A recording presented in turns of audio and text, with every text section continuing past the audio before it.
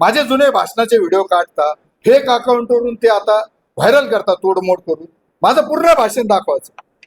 त्यांना माझं आव्हान आहे, तुम्हाला समोर लढता येत नाही माझ्याशी तर फेक अकाउंटवरून लढू नका. जर आम्ही तुमचं काढायला गेलो तर तुम्ही सुद्धा घरी बसल्याशिवाय राहणार नाही आणि आम्ही तर रस्त्यावर उतरणार, हे 100% याच्यातून तुम्हाला मी इंटिमेशन देतो. आणि आम्ही काही शांत बसणार. तुम्ही किती लोक संपवणार आमचे?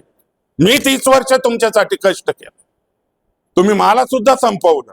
पुरावा नगरपालिकेची सार्वत्रिक निवडणूक 2025 मागील डिसेंबर महिन्यात झाली. प्रभाग अनुसूचित जाती या वर्गातून मी निवडणूक लढवली. भारतीय जनता पक्ष महायुतीचा उमेदवार म्हणून विधान परिषदेचे आमदार माननीय विवेक भैया कोले यांच्या नेतृत्वाखाली नगरपालिका निवडणुकीत प्रभाग 9 मध्ये मी विजयी झालो. विजयी झाल्यानंतर अनुसूचित जातीचा तो प्रभाग असल्यामुळं त्याची जात पडताळणी 6 महिन्यात करणं कायद्याने बंधनकारक असताना अनुसूचित जात पडताळणी समितीकडे आमचे कागदपत्र आम्ही दाखल केलेले होते. परंतु विरोधी उमेदवार विरोधी पक्ष आमदार आशुतोष काळेंनी त्या माझ्या जात प्रमाणपत्रावर आक्षेप घेतला आणि तो आक्षेप अशा प्रकारचा घेतला का माझे वडिलांच्या जातीच्या दाखल्यावर ख्रिश्चन आहे आणि माझ्या शाळेच्या दाखल्यावर हिंदू महार आहे. मी मूळचा तुम्हाला सर्वांना परिचित असेल, रणशूर म्हटल्यावर धारणगाव, कोपरगाव जवळपासून 5-6 किलोमीटर असलेलं आमचं गाव धारणगावचा मी मूळ रहिवासी. या पत्रकार परिषदेला उपस्थित असले माझे चुलते शांतारामजी रणशूर, तुकाराम तात्या रणशूर, माझे मामा दत्तू मामा पगारे, माझे मित्र इरफान हाजी कुरेशी, अशोकराव शिंदे जे माझे नाते संबंधात माझे मिसेसचे सासरे चुलते लागतात, रमेश भाऊ घोडराव आमचे दाजी, यांना आमची चुलत बहीण दिलेली, प्रदीप भाऊ आयरे हे माझे नातेवाईक आहे, संतोष भाऊ आहे, रोशन भाऊ आहे आणि प्रतीक भाऊ हा माझ्या मामांचा मुलगा आहे. परंतु त्यांनी जो आक्षेप घेतला का माझं एकच टेक्निकल अडचण अशी होती का माझ्या वडिलांचं शाळेचं शिक्षण हे पुंतांबा या ठिकाणी झालं आणि पुंतांबा या ठिकाणी झाल्यानंतर तुम्ही जर पाहिलं वडिलांचा जन्म 1940-41च्या आसपासचा आहे आणि त्या काळातली परिस्थिती जर पाहिली आत्ताच्या बौद्ध समाजाची आणि त्या काळातल्या महार समाजाची, पूर्वाश्रमीची महार समाजाची अतिशय वाईट परिस्थिती होती. आणि त्या काळात पुंतांबा हे इंग्रजांचं एक केंद्र होतं. जसं आज कोपरगाव तालुका महसुली तालुका आहे, तिथं बोर्डिंग होती. त्यांच्या वडिलांचीही परिस्थिती नव्हती, त्यांनी त्या तिथल्या ख्रिश्चन बोर्डिंगमध्ये टाकलं आणि त्या काळातल्या ख्रिश्चन बोर्डिंगमध्ये त्यांचं शिक्षण झालं असल्यामुळं तिथल्या फादरनी त्यांच्या जातीच्या दाखल्यावर ख्रिश्चन म्हणून लावलं. त्यांनी कधीही बदलण्याचा प्रयत्न केला नाही. माझ्या वडिलांनी तो ख्रिश्चन होता, ते नोकरीला लागले, त्यांच्या मेरिटवर नोकरीला लागले, त्यांनी त्याच्यात बदल करण्याचा कधीही प्रयत्न केला नाही. परंतु माझ्या शाळेच्या दाखल्यावर हिंदू महार आहे, माझ्या शाळेच्या दाखल्यावर हिंदू महार आहे. तुम्हाला दाखला तो पण माहिती, शाळेच्या दाखल्यावर हिंदू महार आहे, माझ्या बहिणींच्या दाखल्यावर हिंदू महार आहे आणि माझे आजोबा असतील, आमचे धारणगावचे सर्व ग्रामस्थ रणशूर असतील, धारणगाव जवळ आमचे 150-200 कुटुंब आहे रणशूर, मी माझे भावकीतले धरले तर. ते धारणगाव कोळपेडीला जाताना तुम्ही जे स्मारक लागतं ते युवराज रणशूर माझ्या वडिलांचे चुलते होते, सेल टॅक्स ऑफिसर होते, ते आमच्या घरातले शांतारामजी, तुकाराम तात्या. फक्त एकच टेक्निकल अडचण अशी होती का माझ्या वडिलांच्या शाळेच्या दाखल्यावर ख्रिश्चन असल्यामुळं राजकीय शक्ती विरोधकांनी वापरून, आमदारांनी वापरून ते जात प्रमाणपत्र अवैध केलं. सोमवारी त्याचा निकाल आला संविधानाच्याच माध्यमातून जात पडताळणी समिती. परंतु त्या निर्णयाच्या विरुद्ध ज्या संविधानाच्या समितीने संविधानाच्या माध्यमातून निकाल दिला त्या संविधानाने आम्हाला पुढील न्याय हक्कासाठी मान्य उच्च न्यायालय संभाजीनगर इथं जाण्याची परवानगी दिलेली आणि मी ही पत्रकार परिषदच त्यासाठी बोलवलेली का सोमवारी निकाल जरी आला तर आमच्या वकिलांशी रीतसर सल्ला मसलत करून आम्ही मान्य उच्च न्यायालय संभाजीनगर या ठिकाणी आमची दाद मागणार आहे. तसं जर पाहिलं, तुम्हाला जर पाहिलं तर 1950चा 56चा इथला पुरावा आहे. जयवंत बायजा महार हे माझ्या वडिलांचे वडील, यशवंत बायजा महार, हनुमंत बायजा महार, दामोदर बायजा महार, वसंत बायजा महार, त्यातल्या जात पडताळणीत सर्व माझ्या नातेवाईकांची जात पडताळणीत ते दिलेले. आणि अशा परिस्थितीत हा महसुली पुरावा असताना जात पडताळणी समितीने आमचा कोणताही विचार केलेला नाही. फक्त राजकीय शक्तीने आमच्या नगरपालिकेची सत्ता गेली आणि ह्या नगरपालिकेच्या निवडणुकीत मी जी भूमिका, राजकीय भूमिका भारतीय जनता पक्ष महायुतीचा उमेदवार म्हणून जी आमदार आशुतोष काळे यांच्या स्टेजवर असेल, माझे भाषणं असतील, त्यांचा त्यांनी मनात राग ठेवून फक्त आंबेडकरी चळवळीतले एक नेतृत्व, मी गेली 24 वर्ष आले या शहरात, या तालुक्यात आंबेडकर चळवळीचा कार्यकर्ता म्हणून काम करतो. मी रिपब्लिकन पार्टी ऑफ आठवले गटाचा शहर अध्यक्ष होतो, त्याच्यानंतर तालुका अध्यक्ष म्हणून काम केले. 15 वर्ष इथल्या पदावर मी असताना एक रिपब्लिकन चळवळ उभी करण्याचा निश्चित प्रयत्न केला आणि तो राग धरून आंबेडकरी चळवळीचं नेतृत्व संपवण्याचं कारस्थान आमदार आशुतोष काळेंनी केलेलं आहे. मी जर विषय घेतला, स्वर्गीय शंकरराव कोल्हे साहेबांनी या ठिकाणी कोपरगाव नगरपालिकेत 96 साली सौ सिंधुताई कोपरे यांना नगराध्यक्ष केलं होतं. अशोकराव शिंदे यांचे बंधू, चुलत बंधू प्रकाश भाऊ शिंदे यांना नगराध्यक्ष केलं होतं आणि त्यांचे चुलते कालकथित आंबेडकर चळवळीतलं त्या काळातलं मोठं नेतृत्व बाळाभाऊ धोंडीबा शिंदे यांना उपनगराध्यक्ष केलं होतं. त्याच्यानंतर 2011ला सुरेखाताई राक्षे मातंग समाजाची माझी भगिनी नगराध्यक्ष झाल्या होत्या. या जर पाहिलं, आता हा कोल्हे परिवारांनी मागासवर्गीय समाजाला कायम न्याय देण्याची भूमिका घेतलेली. मागासवर्गीय समाजाला न्याय देत असताना यांनी मागासवर्गीय नेतृत्व संपवण्याचं कारस्थान आमदार आशुतोष काळे यांनी घेतलेलं आहे. त्या दिवशी निकाल लागल्यानंतर त्यांनी ज्या पद्धतीचा जल्लोष केला, निकाल लागला म्हणजे ते विजयी घोषित झालेले नव्हते. पार्टीनीच ती सूचना केली, गुलाल उधळला, फटाकडे उधळले, जस काय विजय उत्सव झाला त्यांना, अशा पद्धतीचं त्यांनी त्या दिवशीचं वातावरण केलं.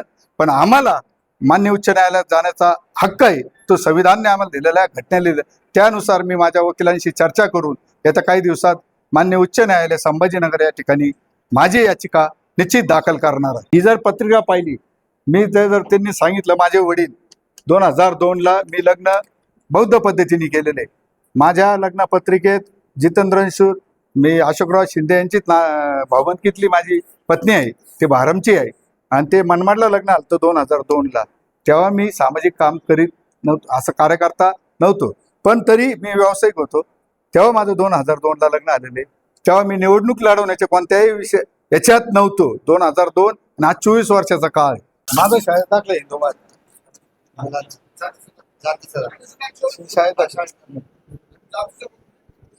तोच राहील.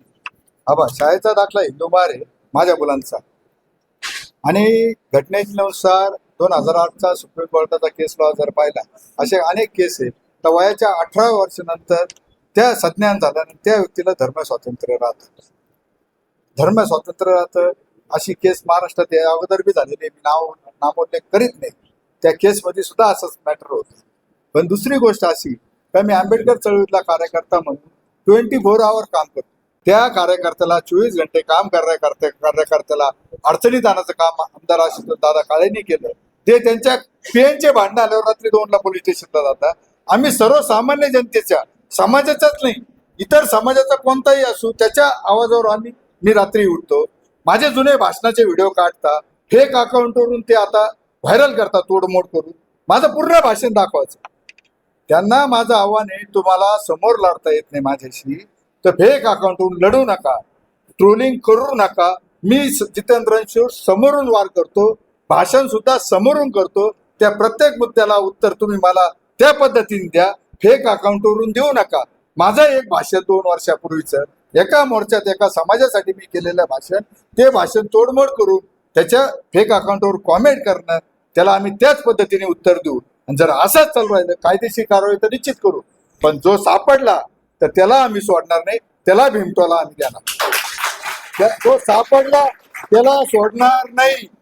आता सहनशक्तीचा अंत झालेला आहे. आणि मी परत एकदा सांगतो, शर्यत अजून संपलेली नाही. ज्यांनी फटाकडे उडवायला लावले त्यांना मी एक गोष्ट सांगतो, शर्यत अजून संपलेली नाही, कारण मी लढाई जिंकलेली नाही. एवढंच सांगतो. हा त्यांना इशारा देतो.